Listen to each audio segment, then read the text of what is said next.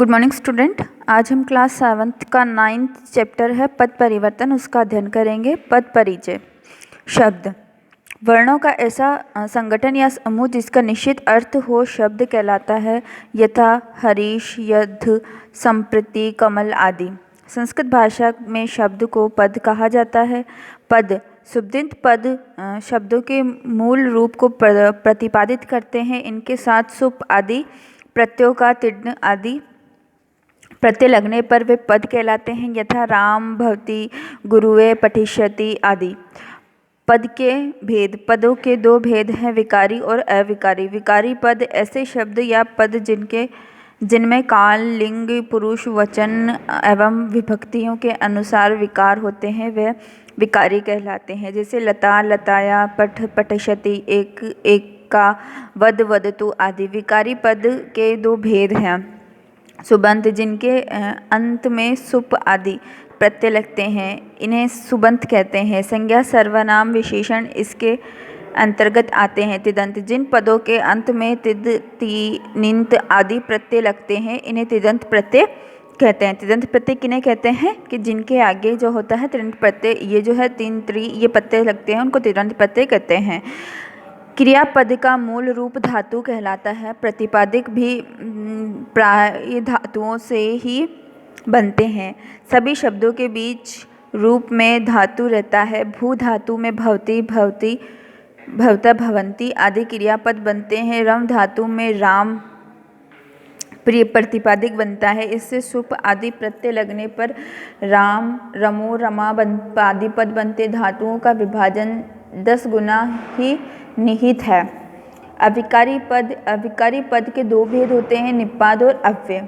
निपात और अव्यय का रूप सदा ऐसा होता है। वाक्य में अव्यय का निपात का स्वतंत्र रूप में प्रयोग होता है। अध, अत्र, अत्रैव, अधुना, संप्रति, कुत्र, तत्र, कदा, कदा, तदा आदि अव्यय पद। सार्थक एवं निरर्थक पद ये किसे कहते हैं? जिन शब्दों का अर्थ में ही सार्थक पद अर्थ हो वह सार्थक पद कहलाते हैं, तथा जिन शब्दों का कोई अर्थ या भाव प्रकट नहीं हो वे निरर्थक पद कहलाते हैं। भाषा में ऐसे शब्दों को स्थान नहीं होता। वचन संज्ञा का बोध कराता है। इसके 3 भेद हैं, एक का बोध कराने वाला एकवचन, 2 का बोध कराने वाला द्विवचन तथा 2 से अधिक का बोध कराने वाला बहुवचन। एकवचन होता है हरि, माला, मुनि, शिव, भवति आदि, भविष्यति, अभवत, अभविष्यति। द्विवचन में होता है रमा, लते, मुनि, भवताम, भविष्यत आदि। बहुवचन में होता है रमा, लते, मनुये, भवति, अभवति, भविष्यन्ति आदि।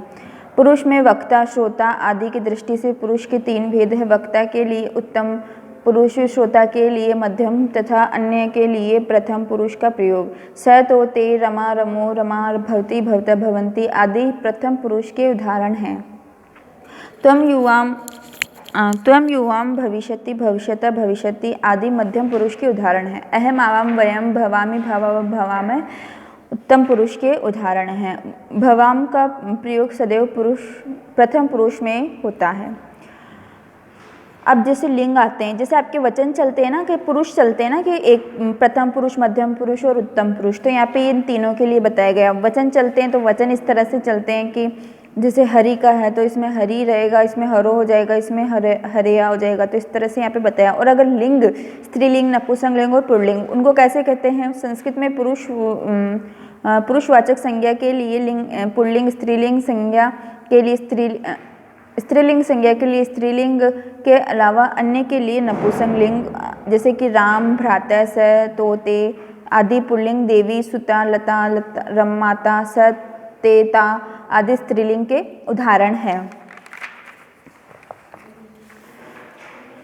फिर इसके बाद में संज्ञा पद किसी व्यक्ति, पशु, पक्षी, वस्तु या स्थान के नाम वाले शब्दों को संज्ञा पद कहते हैं, यथा बालक, हरि, मयूर, सिंह, अश्व, ग्राम, नर, देश, पत्रम, पुष्पम। संज्ञा के 3 भेद है, व्यक्तिवाचक, जातिवाचक, भाववाचक। सर्वनाम पद जो शब्द संज्ञा के स्थान पर प्रयुक्त होते हैं वे सर्वनाम पद कहलाते हैं, जैसे कि अहम, त्वं, स, तो, ते आदि।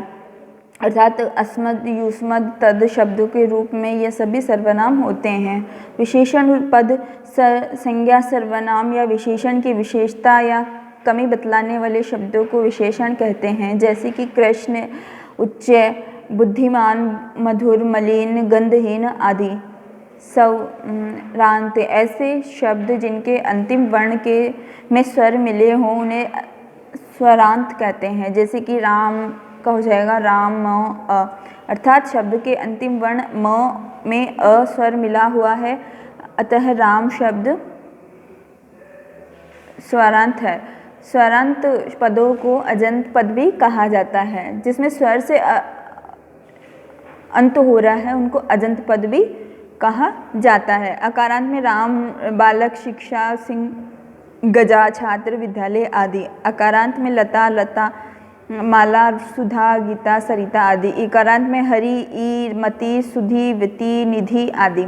इकारांत जो होते हैं वो होते हैं नदी, माही, धात्री, पृथ्वी, लक्ष्मी, स्त्री आदि। उकारांत गुरु, जनु, साधु, विधु, मधु आदि। उकारांत में वधु, चुम, ससुर आदि। फिर व्यंजन पद, ऐसे पद जिनके अंत में व्यंजन होता है उन्हें व्यंजनात् या हलंत कहा जाता है, जैसे कि वाच शब्द के अंदर अंत में स्वर नहीं होते, अतः पदों को चांत या चंतकार कहा जाता है। व्यंजन के अंतर्गत चंतकार शब्द शकार, जकार, तकार, नकार, दकार, धकार, हकार आदि शब्द होते हैं। खलु, किम, किल, ननु आदि शब्दों को निपात कहा जाता है। तो यहाँ पर क्या है कि आप लोगों को जो है मध्यम पुरुष किसे कहते हैं, पुरुष किसे कहते हैं, लिंग क्या होते हैं, वचन क्या होते हैं, विभक्तियाँ क्या होती हैं, ये सारी चीज़ें यहाँ पे आपको बताई गई डेफिनेशंस के साथ इस चैप्टर में। तो मैंने आपको सभी की डेफिनेशन इस चैप्टर में पढ़ के सुना दी है। अधोलिखित, अब हम इसका अभ्यास कार्य करेंगे। अधोलिखित पदेषु धातुना पृथक कृत्वा लिखा, तो आपको इसमें से जो धातु है उसको अलग कर करके लिखना है। तो इसमें धातु कौन कौन सी है वो आपको अलग करके लिखना है।